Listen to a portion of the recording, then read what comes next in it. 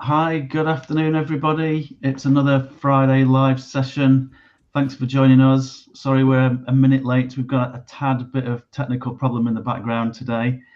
It's Valentine's Day, so I'm hoping that we're going to share some love. These sessions, as always, are really focused on positivity, proactive progress, people showcasing solutions that can help the public services and the public sector. So that's what we're all about. Today's session is slightly different because we've gone hardcore research today. Dr. Carrie Goucher is the brainchild behind this, and she's going to be leading us through it, subject to our mics working properly. The last thing, just before I hand over, is we really encourage people on LinkedIn in the audience to put comments in as we go, because we can see them in the panel. So we will try and tie them into the conversation as we go. Please engage. We really, really value your questions and your ideas that you feed through. So if we're okay, I'll hand over to Carrie, and then everybody can do a quick introduction because we've got a brilliantly experienced panel today. This is going to be really good. I'm really looking forward to it.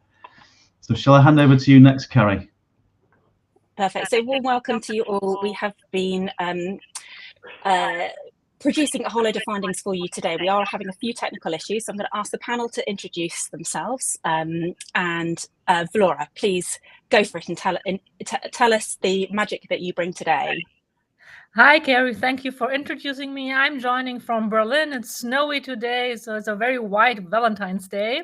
And my magic would be all about meetings, ways of working, and the topping of cultural awareness, as we have different kind of nationalities nowadays joining one meeting and what it means to our ways of working. Thank you, Carrie. Should I hand over to Anthony? Perfect. Yeah. Brilliant. Thanks, Flora. Yeah, I'm Anthony Lawton. I'm really passionate about public service, advising, supporting improvements. Staff welfare and well-being is my big one. To generate improved outcomes for patients and citizens, and AI is my big thing in terms of making that happen. And I'll pass over to Richard.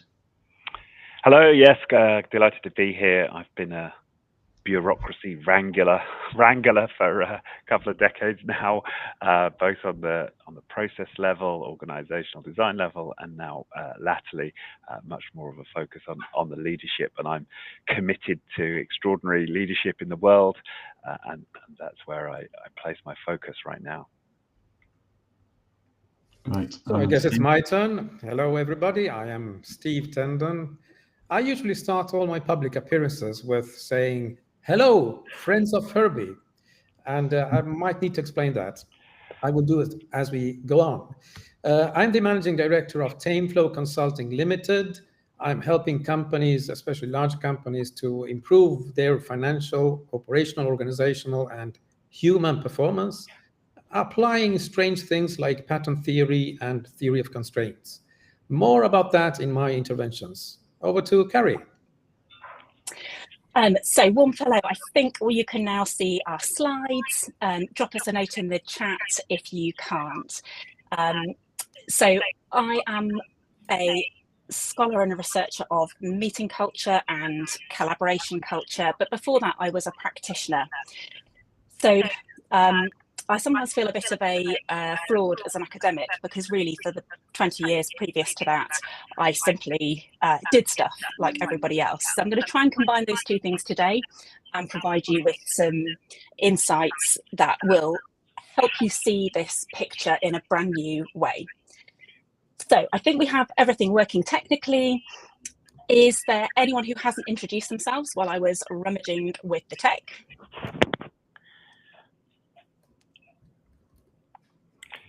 Okay.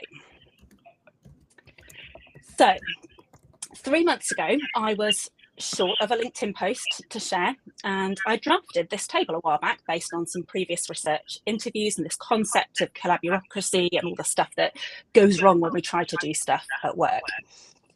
I'd already talked about this concept on LinkedIn, but had pretty moderate interest. So I whacked this up in haste And I went to pick up my little girl from nursery, and when I got back, we had thousands of views and hundreds of comments. So what was clear is there's this thing that really people really care about that affects them day to day and makes it hard to do their job.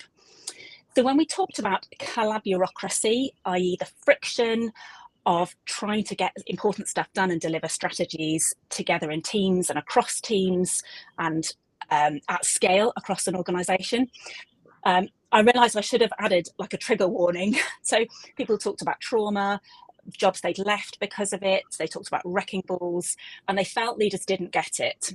And actually my previous research supported this too. So it's in a gap.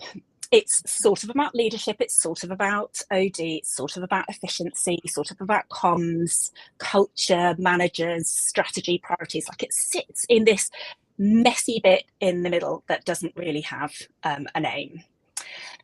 So I talked to Anthony, and we asked ourselves this question, like, what is collabureaucracy, this thing that is resonating with people so much? Did I get it right with my 9-box matrix? Does it matter? What is it costing us? Can we unpack the problem? And we decided to do the simplest study that we possibly could, so super open-ended, so almost like a primer study, to explore the shape and size of the problem and to inform the design of some more specific studies later. Now, we asked 3 questions. You can see them there on your screen. And we tried to use a bit of contextual inquiry, i.e. asking people to talk about their real experiences rather than simply asking them what they think or how they think things should be. We weren't looking for any solutions. We were simply trying to understand the problem better. We left the questionnaire open for just under 2 weeks, and we got 80 responses. And given they're quite open-ended questions, we know people found it a bit tricky to answer, but they wrote 15,000 words, and they told us the most incredible stories, examples, opinions, and so on. And that's what we're going to share with you today. We made the study completely anonymous, so we don't know who these people are, but we specifically filtered. We asked people to filter themselves, and if they to complete the study if they were working in a large organisation. So we're trying to avoid being overrun with consultants and freelancers and people who weren't working inside those organisations as employees. So they told stories, they shared frustrations and wins, and they wrote 15,000 words for us. And it is a riot out there. It was wild. Some of the things they told us. So these just a little handful of the emotive words that they used. People really care about this, and somehow it was triggering, not just annoying. So panel, let's talk about this later. So the stories, we have the big stories like a live issue, a team from a huge organisation with a big sales growth opportunity in a particular territory. They described it to be in 1 month and counting to get just a single new vendor approved to allow them to complete the sale and deliver this new opportunity. And in the meantime, the deal is slipping through their fingers and sales have completely stagnated in that market, and just the sheer frustration that they describe. Right the way through to the small and almost ridiculously mundane time wasters. So things that should be totally solvable, like one person told us, everyone has a different understanding of like folder logic. So how folder hierarchies are built, where should we put what? Do we delete old versions, only keep the new version? Do we keep them to understand context, what goes where? Now, AI may render manual folder structuring completely irrelevant, but it hasn't yet, and not for this respondent. And people talked about the time it spent that it took them simply to find a document or a link, problems that we feel just should have been solved by now by technology. And as you would expect, meetings really came under fire. Lots of bullet points about those, and we will talk about that later. Now, from those 15,000 words, there's a lot. So I just want to give you 3 paradoxes today to think about.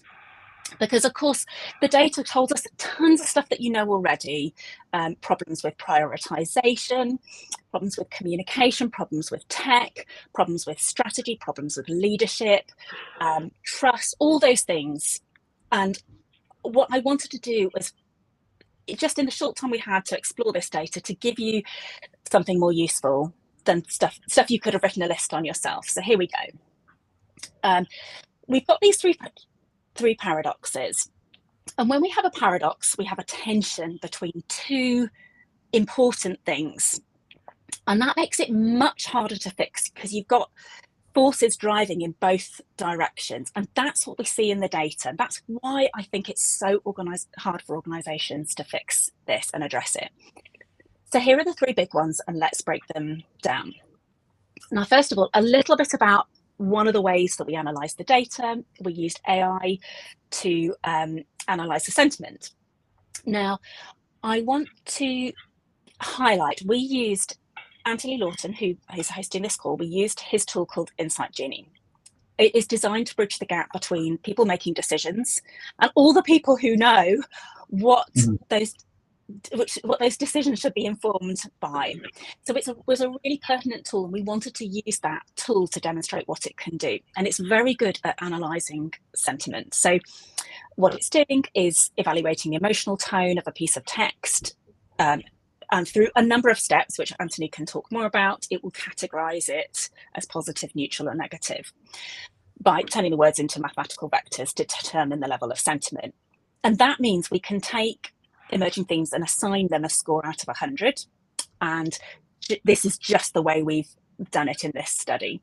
And what we see in the paradoxes is the juxtaposition of high scores with low scores, which tell a really interesting story. And here's the first one. So we have the high value across the organisation for a single unified strategy. That is what leaders are saying they want and that they're giving and providing, and that's what employees want as well. However, in reality, leadership indecisiveness is frustrating people. And what leaders are not understanding, according to our respondents, is that people feel they're being told to be self-sufficient, but actually their leaders' hesitation is creating this indecision. And what is happening is strategy without that clear unified strategy is getting hashed out in meeting after meeting or pre-meetings to try and figure out how we handle this meeting. Respondents talk about changes in direction, and they didn't attribute this to agility or responsiveness, to changes in the market or customer changes or learning, but they attributed it to changing of the guard or a weak initial strategy. So this is the first one. Let me just give you a couple of comments that people made. So rather than having this unified strategy, people talked about there being senior leaders with strong and stubborn opinions, and therefore things just get vetoed, or having a strategy but stuff gets vetoed anyway by an individual. And they also talked about people coming in last minute, changing things, and suddenly the team feels completely disempowered and confused, and people back off from collaborating, and it's kind of, what's the point? The second paradox is this demand for speed, but the collaborative ecosystem being designed for process. So again, organizations are demanding agility. They talk about it all the time. Buzzwords like speed, agility, etc., failing forward are used all the time. But the processes in place, completely impossible. So one respondent talked about organizational scar tissue. So you may know this. It's a reference to the work by Jason Fried and David Hansen in their book Rework. But it refers to policies as codified overreactions to unlikely to happen again situations. And I think this is just one example, really, of where the demand for speed and agility hits this kind of bureaucracy, which itself comes from is kind of driven by fear and good intentions in many ways, and that we just haven't reconciled the tension between these two, and the people caught in the middle of it are the people trying to deliver the strategy. And what came up over and over again was how leaders don't always understand how long it takes to do something correctly. So they'll fire off a request like, can you send a forecast? And all they know is it just got done somehow. But what respondents told us is how long it takes for them to gather the information to produce something that is correct and robust. And that kind of thing can often smash through the day that they had planned, or indeed the week or the month they had planned. And there's real strength of feeling around this particular paradox. So people feel conflicted and they feel incongruent because they want to do a good job and they want to do what's being asked of them, but they're doing it with one hand tied behind their back. And here's what some people say. And then the last paradox is, let's get into meetings. So you can imagine, possibly partly influenced by the fact that people know me for my work on meetings. People talk a lot about meetings, but I don't think it's total coincidence. So people talked about how there is a huge tension between the fact that open communication and inclusivity are highly valued, but the amount of meeting time and collaboration time that they are then spending is totally overwhelming and ineffective. So it's striking that the meeting and collaboration comms are both excessive and insufficient at the same time. And you'll see what people say about it. So they explain that they spend all their time in meetings talking about the amazing things that they want to do, but with no time left to actually achieve them, which is a really frustrating place to be. And you see that come out in the comments. And people talk about how much money they cost and how little they achieve. So one respondent talked about the fact that they'd been to 12 meetings on something in the last 2 weeks and they still weren't clear. So this is what one respondent said. They summed it up here like, it is a stressful problem, and part of me wants to give up and just surrender to the flow and say, this is just how organizations are, and part of me can't let go and gets fired up. And I think the kind of person that responds to a study like this has a deep desire to make things better. So those are the paradoxes, and I just want to give you one more thing to think about before we start the discussion. So there are some archetypes that come out in the data, some profiles of organizations that have a different flavor. And I wonder if you recognize your own organization in any of these, but it's such a vast problem. I think you have to understand your flavor of collabureaucracy in order to be able to address it. So we've got these benign aligners, and I see a lot of this in my work. So nice, bright people, very collegiate, no one wants to fall out. And what is really bad in this culture is treading on other people's toes, excluding people, not taking people with you, not being inclusive. So what happens is meetings, loads of planning, loads of bringing people along, not enough doing.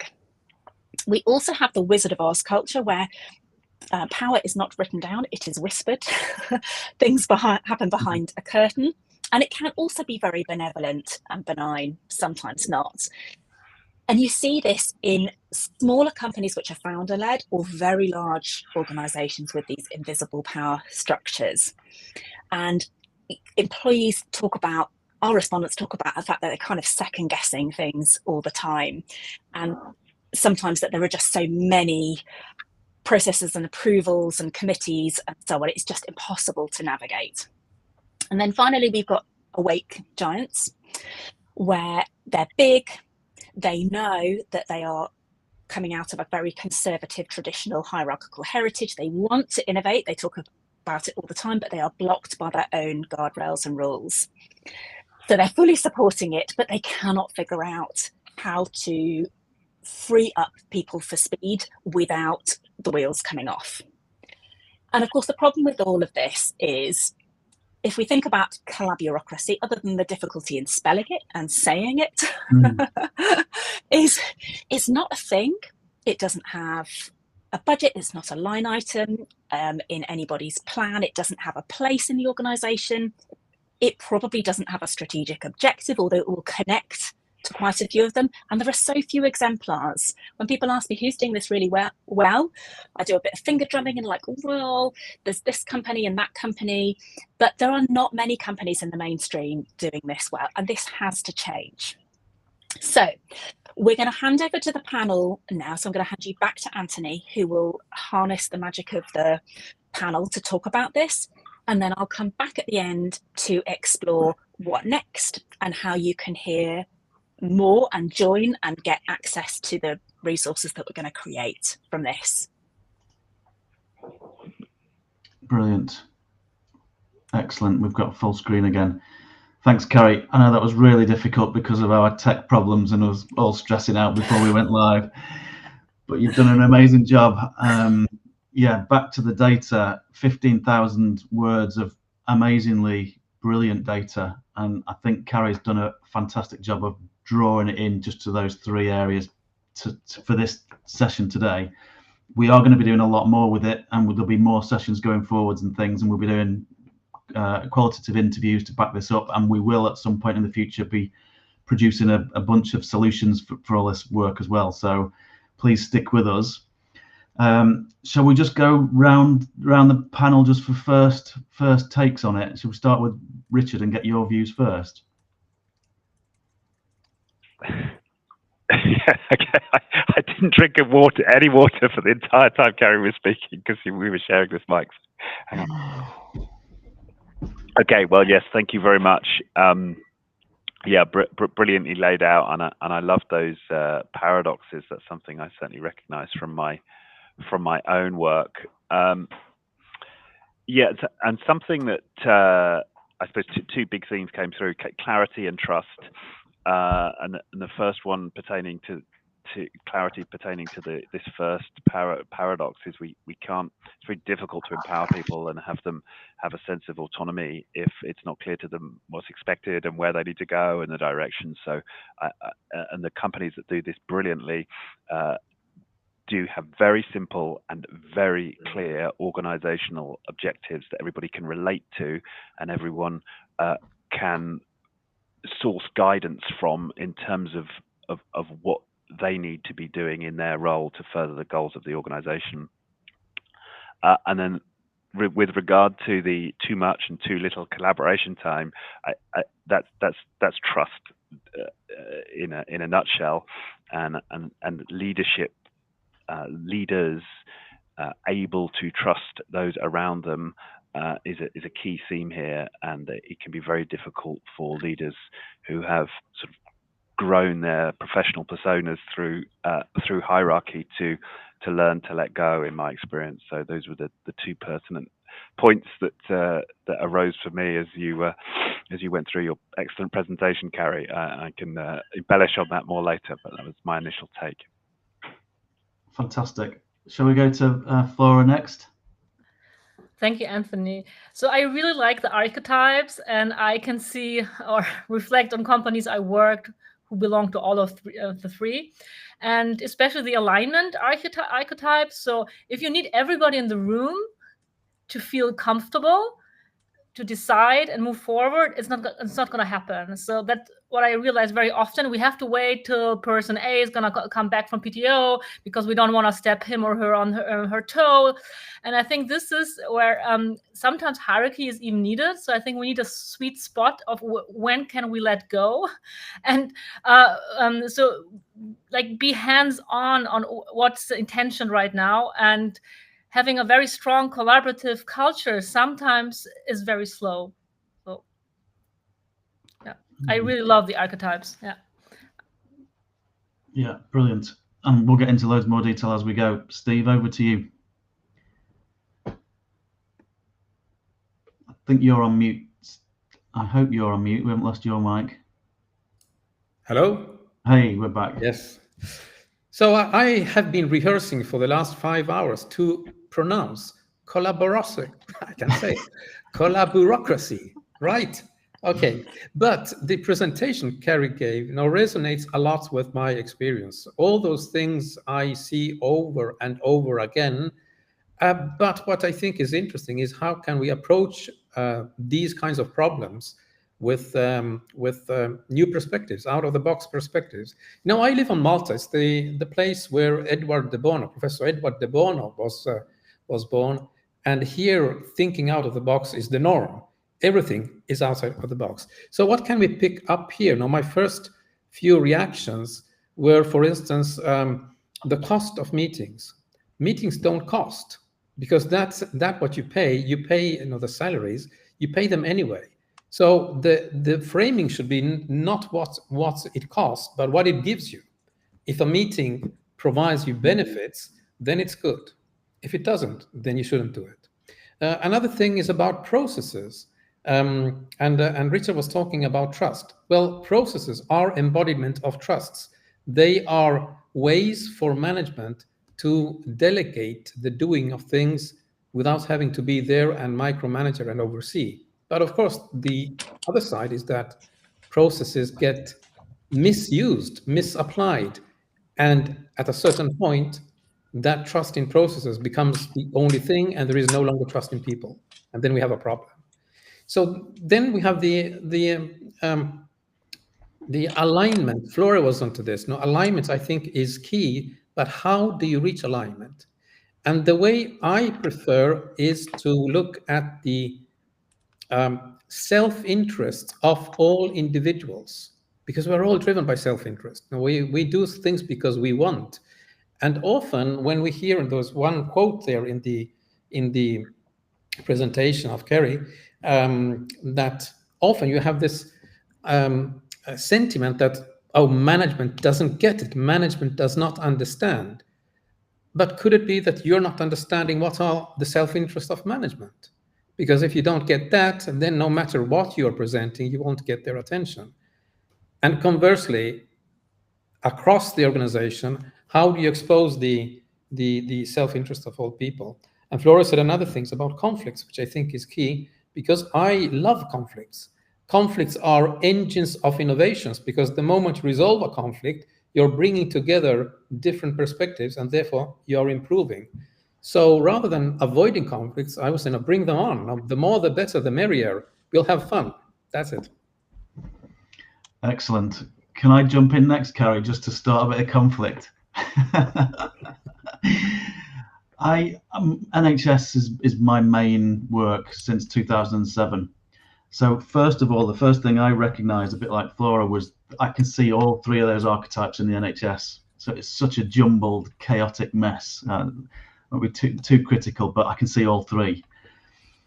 And then to Steve's point, I'm touching on that in a second, was I had a eureka moment about 18 months ago, which was I just saw, just differently than normal, the gap between the leaders at the top that were making the multi-million-pound decisions and the people doing the work.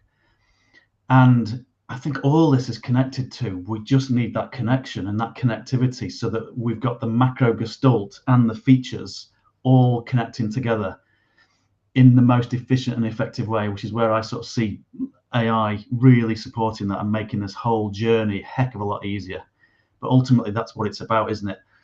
And then the self-interest bit, I think that's the main problem with the NHS, is that we've all created our own self-interested silos, and we're so far removed from the flow of the entire journey for the patient, in my case, that self-interest becomes poison almost. It destroys the flow, and it destroys the efficiency, and it creates massive waste. So I just thought I'd chuck a bit of conflict in there. I'm sure we can pick this self-interest bit up a bit later. But they were my first gut feels. Over to you, Carrie. Oh, I think we need the phone again, Richard. Yeah, I've unmuted. So. Oh, there we go. Oh no, we still can't hear you. Hang on. See if there's something else going on. Can you hear me now? We can now. Yeah. We may have a bit of an echo. So my question for you as panelists is, how do we do good conflict? Humans don't like conflict, except for Steve. And Steve, I wonder, can you tell us how we can get really good at disagreeing in organisations? As that, I love that. And conflict is an engine of innovation. Is that right? Yeah. Tell us more.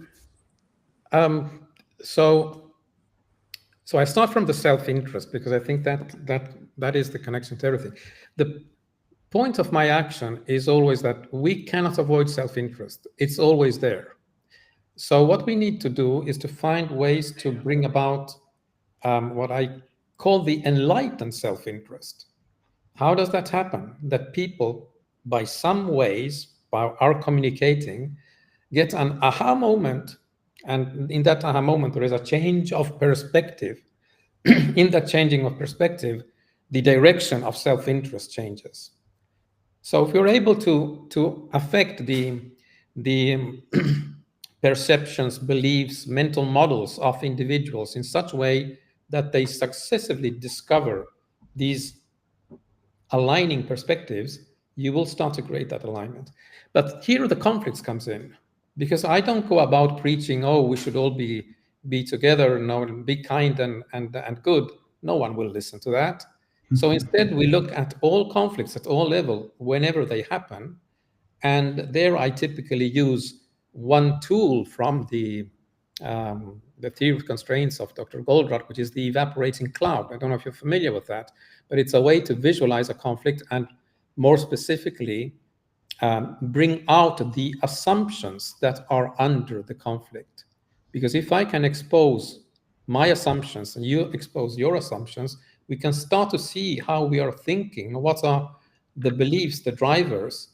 And often, because we are all in the same company, so we must have the same goal, otherwise we'll get fired. Often, one or two of those assumptions do not hold. And that's the moment of innovation, because if I let go an assumption which was supporting my self-interest, it means I am making my own another assumption, which I now think better supports my self-interest. But that new one is resolving the conflict. So now I and the other person are on the same page. Okay, now we are two.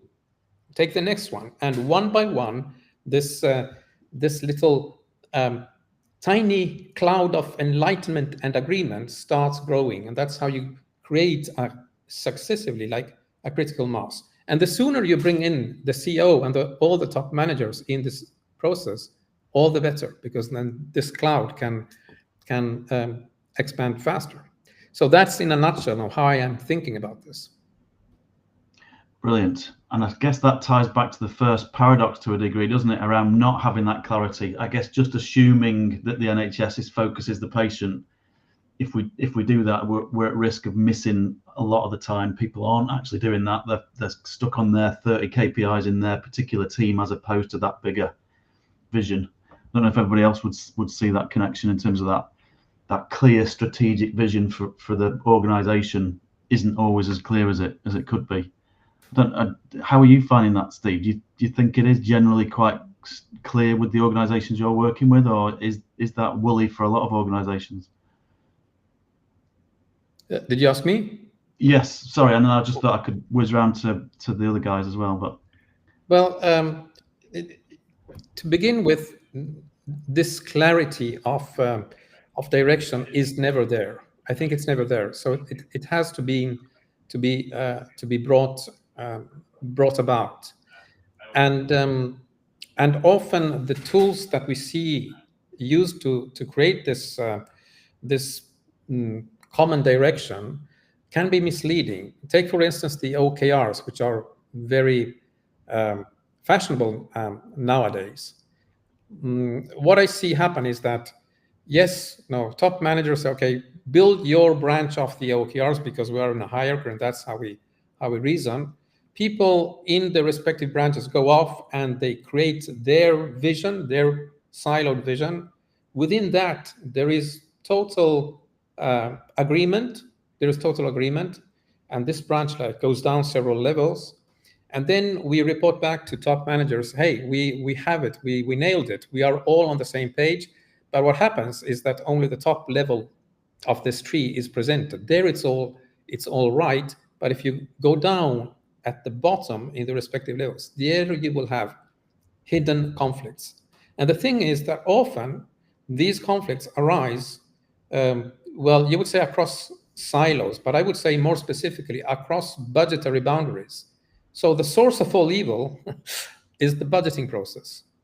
That's where it all originates from, because that's where now every person in an organization, no matter how shallow it might appear to state, well, is there for the salary. Then there are many other things, Maslow hierarchies of needs and all of that. But if you don't have that, then you will not stay around. If you cannot sustain your lifestyle, your family, you will not stay around. So bring this at all the different levels, and you see that the budgetary process is what, when it trickles down, gets to that's what is in it for me, very material factor. And there you will see conflicts. For instance, the CFO and they're saying we have to reduce costs. Okay, good. But then we have HR, which says, hey, we need to raise the salaries because our competitors are taking our people. So one says to have our goal, we have to raise our cost, and the other one says we have to take them down. That's a systemic conflict that you can only address if you start looking at the highest level, how the finances of the company are managed. Then all of this will not trickle down. But in my opinion, that is the source of all evil. Really fascinating. Management accountants are to blame. I am one, but I hope I'm not a typical one. Flora, shall we hand over to you next? What would you like to tackle? Any of those comments, but actually any of yours that you want to bring to the table, because it's scary how fast we're running out of time, and there's so much knowledge in your heads. So Steve mentioned conflicts regarding also having the systemic approach. I really like this one, as sometimes there are a lot of relationship conflicts because there is no management decision. So imagine a team is struggling because a part of the team wants a lot of documentation, and the other part, due to their personality or cultural background, they are more like the small talkers, and they don't want this boring documentation. And if there's not like a systemic approach to say we need documentation, as we need the knowledge to be preserved, you leave the conflict on the base level, and you're not tackling it on a systemic approach. And I think very often people manager underestimate their power to create this org design and to keep people safe. It's not safe to say you have to say no more often to your employee, but it's safe to say we need less OKRs. Yeah. And Richard, are you okay without the phone situation? I am, yes. Hello again. I thought return to this theme of people feeling like they're empowered, but they don't know where to go because the direction is not clear. And I think that is true. And I think the best organizations in terms of creating highly collaborative cultures do have that great clarity at the top. And when I think about, let's say, Handelsbanken, which is famously flat and very good at collaborating and empowering people, just has, I think, just 3 KPIs: return on equity, cost to income ratio, and customer satisfaction. And that's it, basically. And the whole company is really clear that as long as we're taking action to improve in one of those 3 areas, then we're on the right path. The other thing I think it's also true of cultures is it's sometimes not enough just to provide the clarity and say, hey, go for it. There's actually a requirement to develop people such that they feel like they can create their own clarity, to create their own goals and move forward with confidence. And another company that comes to mind based out of Argentina called 10 Pines, they're a software development firm. And one of the things they talk about is intentionally in their culture, they have what they call citizen development. So I asked them, they were on my podcast, I said, what's your leadership development approach? Well, we don't have leadership development programs. We have citizen development approach. And embedded in all of our processes is the development of leadership qualities in all of our people. and there's these open forums where people come forward and propose new ideas and seek to get buy-in for these initiatives, and so the whole culture is designed to have people step forward and take action through their own initiative. And I think that's a really important aspect here. It's not just enough to create clarity. You've then got to have a culture that actively develops people to take action autonomously. Another example, and many people may be familiar with this, is the experience of David Marquette. He wrote the book Turn the Ship Around, where he transformed the culture of this submarine and had it go from bottom of the fleet to top of the US naval fleet in a year. And one of the devices he used was this idea of intentional leadership. So encouraged all of the sailors on the ship, whenever they were going to go forth and do something, to out loud say, I intend to, repair this pump or whatever it might be.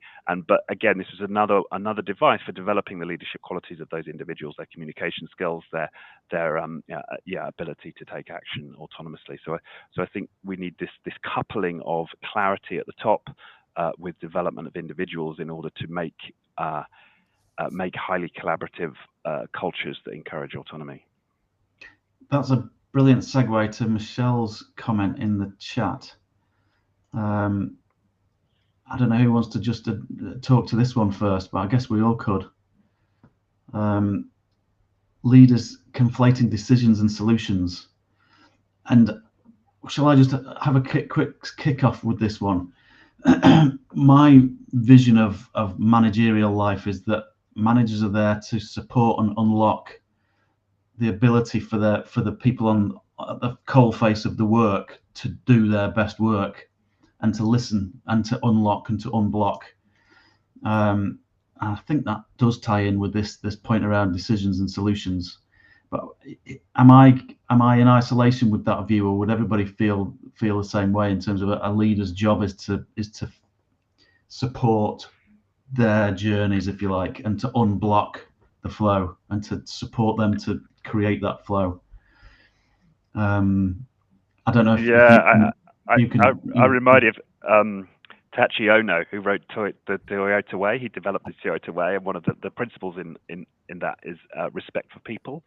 And one of the reasons he thought it was so important to eliminate waste in organizations was because it was disrespectful to have people engaging in pointless meetings or dumb tasks or inefficient actions. It was just a waste of people's human potential. And so that was one of his main motivations for developing a philosophy around the elimination of waste.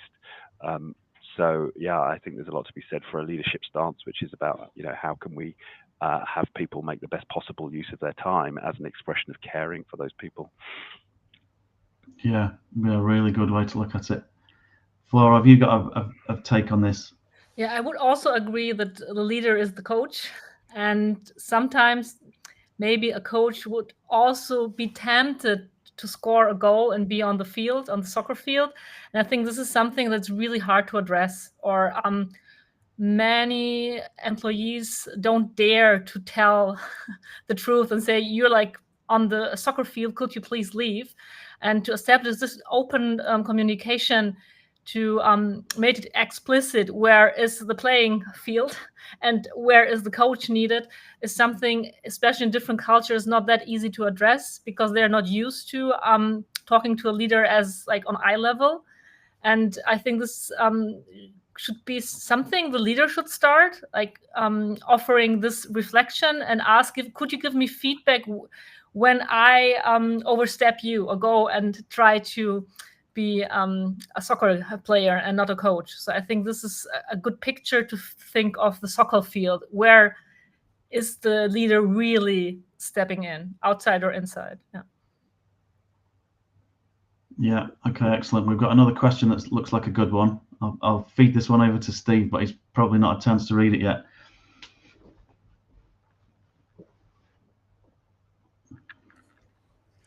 Okay, so what's the impact of a matrix-like organization with many levels of hierarchy on the general performance? It's a disaster. But of course, now this idea of the matrix comes comes about with the general management precept of separation of concerns, yet accountability to the boss or the boss's boss. Is it a problem? Well, I would go back to one other of my pet peeves, which may connect a few dots here, because when we talk about, let's say, empowerment or allowing people to make decisions, on the one side, we will end up with managers who are still there micromanaging and want to check if you are doing what they are expecting, and this becomes compounded when you have the matrix, because you're going in more directions at the same time. And on the other hand, Richard quoted Ono with respect for people, which I think is very important. But I would also like to quote Goldratt, who said one of the greatest constraints is management attention. So when managers are overloaded, they tend to take shortcuts, and the matrix organization is a great tool to take shortcuts, because they can ask people about some summary in one part or the other, and they think they have all the information and jump to a conclusion. So going back to what I started here, one of the pet peeves of mine is this idea of the mental model. I already hinted at that when I was talking about the self-interest to change the perspective, but mental models are also key in the process of delegation. When you delegate, you need to trust people, but if they are not quite doing what you're expecting, you end up again micromanaging and chasing them. However, if you have a mental model, which then can become, again, what Richard said, the intent-based leadership, the intent-based leadership becomes much simpler if you have a mental model that you share, because then you can trust that the other person will make a decision that is aligned with your perception, way of looking, of believing, your mental model, without having to chase them. And if you are in such a situation where managers start to work on the sharing of mental models, then in a metrics-like organization, you don't have the problems you normally experience, because the mental model is there no matter where you have the intersection in the metrics, and the decisions will be made going in the same direction. Of course, this brings back the original problem. If you have the silos due to budgetary processes, you need to first resolve how you avoid the conflicts at the budgeting level. Assuming you can do that, and it is possible, then a metrics organization is not a problem. It is, again, when you have these budgeting turf wars and pulling the blanket to my side of the bed, rather than figuring out how all to keep warm together.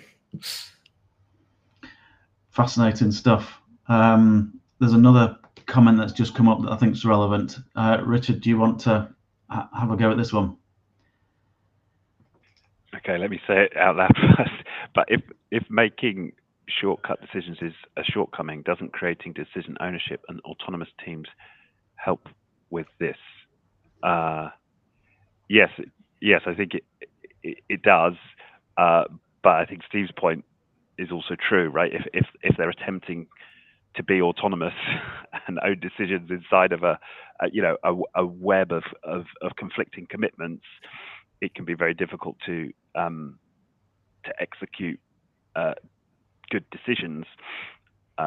If people feel conflicted. So you've got to be very careful with your organizational structure that you're genuinely enabling autonomy, and people really are free. Because if you try to go to some kind of hybrid where you say on the one hand go for it, and on the other hand you put in lots of organizational constraints, you will cause a problem, and you will cause shortcut decisions.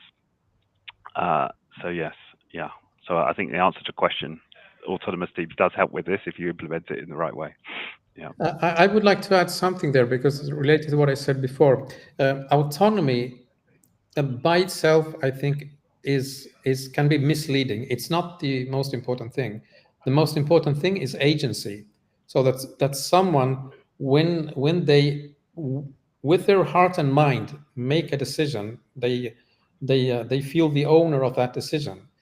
And if that decision is guided by these like shared mental models, then they will also experience autonomy, because they can make it on their own. They don't need a boss to overlook them, because they are making the same kind of decision. The problem with autonomy without shared mental models is that, yes, you can be autonomous, but you're going in a direction that is different from the one that is desired by top management. And the next day, your autonomy will be over. So I think anytime I hear the word autonomy, or even empowerment for that matter, I think that one should more think in terms of agency. And again, with the sharing of mental models, another concept that I have is like covalence, in the sense that a decision made at point A or point B in the organization will have the same weight because it's going in the same direction, not because of some goodwill, desire to be good citizens, but because the self-interest with these mental models will drive you in that direction. That's starting to come together in my mind. Flora, what's your view from your organization? So at the moment, I have our CEO's words in my ear. So he's always saying, is it compelling or is it interesting? And we tend to do a lot of stuff, but we don't have all the time. And he's always trying to give us this idea of compelling and interesting. So if there's something you can do, it's super interesting, but you, let's say, have a return on invest of 5,000, you maybe just leave it. Yeah. But if it's compelling and it's a huge topic, you should put the focus on it. And I really love this view on compelling and interesting. And this is something we reflect a lot. So I can do this, but maybe I don't move the needle. So why should I do it? Yeah. Really, really good stuff. Has anybody got a particular comment that they'd like to pull out? Because there's quite a few really good ones coming through. Just whilst you guys have a look at those, I got a good one from Carrie earlier on, which is tying us back to the findings that we got as well, was how do we manage that tension between speed, getting stuff done, and the bureaucracy, especially in the NHS. Bureaucracy is high. What's your experiences with that, and how do we tackle that tension in your experiences? Shall we go with Richard first, because I can see that Flora's in deep reading mode there. I'm reading the comments. It's amazing. I know. Yeah, don't go with me. I was actually reading. I was following your instruction, reading the comments, so I didn't catch everything you just said. Sorry, I know it's really difficult multitasking, especially for men. We're terrible. This tension that Carrie brought up right at the beginning, that between speed and we want efficiency, we want to get stuff done, but actually we're knee deep in bureaucracy. What's your experience with how to tackle that? How to get to speed is you have to. I mean, the first thing is you can't really go. I mean, you have to find a way to play with the bureaucracy. That's the first thing I'd say. Is so you've got to use the language and the tools that are available to you within the bureaucracy. There's a great concept I love that I first heard of from a guy called Michael Sahota. He's a writer on Agile, and he has this idea of the adapter. So if I want to move more quickly as a team within an organization, within a bureaucracy specifically, I need to make my team not a threat to the bureaucracy using adapters. So I might look to the rest of the organization like I'm playing the game in the way that they want to play it, but under the surface, behind that adapter, I can move in a much more autonomous, agile way. And so to give you an example of when I was working with a very large broadcaster, we provided a Gantt chart plan for all the things that we were going to be doing over the next year. And we put it up on a PowerPoint slide and told them this is exactly what we would be doing. And we've done all the estimates on our cost projections and so on. And let the rest of the organization assume that beneath that plan, there was a great deal of detail, and that was just the roll up of a much more detailed plan. Well, the reality was that was it. And we were working in a much more agile way behind the scenes.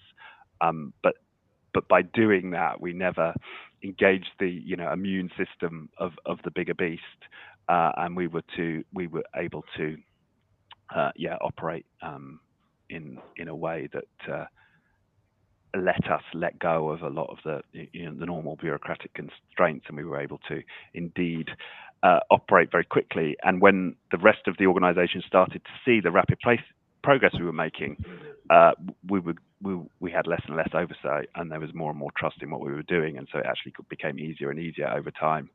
And if anybody's familiar with the work of Corporate Rebels, there's a fantastic example in their book of a large department within the Belgian civil service, and he did exactly that. He created an adapter around his department and made it look to the rest of the Belgian civil service like he was a great bureaucrat and doing exactly what they wanted. And then behind the scenes, he had a very different subculture within that group, and they were again highly productive and loved by the rest of the organization, because they actually were playing by a very different set of norms in a clandestine way. So yeah, that's interesting. I suppose there's a tie there with Steve's point earlier about the eureka moments and that change in perceptions. So if people can suddenly start seeing, my God, that's amazing what they've done, it can create the spark or the seed, can't it, for that transformation in other parts of the organization. Fabulous. I think we could go on for hours. Does anybody want to pick a last comment out of the things coming through, because there's some really good ones? Just whilst people are having a reread, this will be recorded and on the LinkedIn my profile. I'll also take it down and make a copy and put it on my YouTube channel as well, and I'll do some LinkedIn posts just refreshing people for some of this work. But maybe we do one more question and then just see if we can reconnect Carrie, just to pick up the next steps and where this is going to go next, because we're hoping to do more work on this and hopefully bring some of the audience with us as well. Anybody got a burning last I like Rafik's question on the leaders. What's the impact of non-working as a team of leaders within the organization? Is it this one? Yeah. Yeah. If I may choose one. So, yeah. Yeah, brilliant. So do you want to answer that one, Chloe? I just attended an AI meeting this week, and one of the hypotheses was that we need less leaders and more workers. And this kind of scared the hell out of me. And I wanted now to hear your opinion of this quote that I just put in. Okay. Will AI replace us? Yeah. Will it replace us? Yeah. I don't think it will, not for a long time. Anyway, I see it as an enabler. So for me personally, I can have long conversations with ChatGPT now, the paid for version, to better understand what the problems are and get it clearer in my head before I do anything. And then use it, I almost use it like an amazing chairman that you can engage with 24/7 that never gets annoyed with you and has always got time for you. And it just massively improves my productivity because I'm doing a lot better work, but I'm doing it a lot quicker as well. So I don't see it as replacing people. I just see it as, I can see it for every role, just makes you a better person, whatever role you've got going on. That's my personal view, is that I see it as a facilitator to multiply what we can do and do a better job at the same time as well. It'll be interesting to see what everybody else thinks if we just do a quick round robin. Richard, do you want to go next? You're next on my screen. Yes, I mean, I think it will just, I think it will destroy a lot of jobs and a lot of roles, but I think it's going to create a whole lot more. You know, I just think it will, personally, my prediction is it will follow the pattern of most of these technologies. It will be highly disruptive. Lots and lots of people will lose their jobs, and many more that we can't even imagine right now will be created. I think that, you know, there's no limit to human ingenuity, imagination, and new ways to use this new technology. So I'm very optimistic. Brilliant. Stephen? Well, given that leaders have this problem of overloaded attention, now any help they can get will make the situation better. The question maybe is, will AI provide the right kind of help without hallucinating too much? Because we are already overstressed by leaders making strange decisions. Now just imagine if they get advised by hallucinations as well.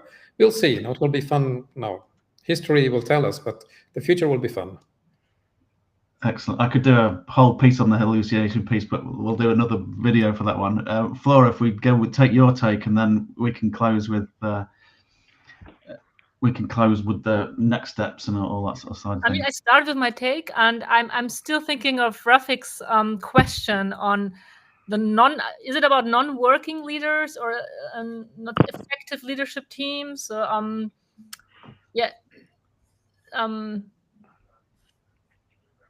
I know that they're often, like, the baseline is saying we need more workers, less leaders, and because leaders are also more expensive. So I don't have an answer to it, but it definitely is something I would like to elaborate on. Yeah. Okay, brilliant. So there's probably lots from this recording that Carrie wants to think about for our next steps, but that's a good segue into our next steps and call to action, Carrie. Hopefully your mic's okay.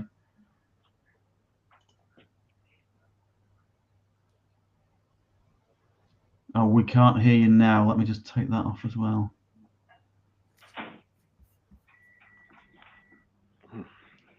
Let's just see. Hi, Richard. Are you redialing? Well, no, I'm just checking if Carrie, you try speaking. That's strange. You're not coming through on my phone. Let me call you back. Sorry, guys. We've worked wonders actually to pull this off at all, but sorry about this little glitch. Hi, Richard. How's that? Okay, yeah, you're coming through now. Hang on. When you come out with way more questions than answers, and I think huge thanks to the panelists that you have. Hang on, can I just interrupt? Can we all hear Carrie? It's very faint. It's very faint. Okay. If you can put it on speaker again, is that what you did last time? How's that? Is that better? How's that, everybody? It's a little bit better, but it's not as good as we had before.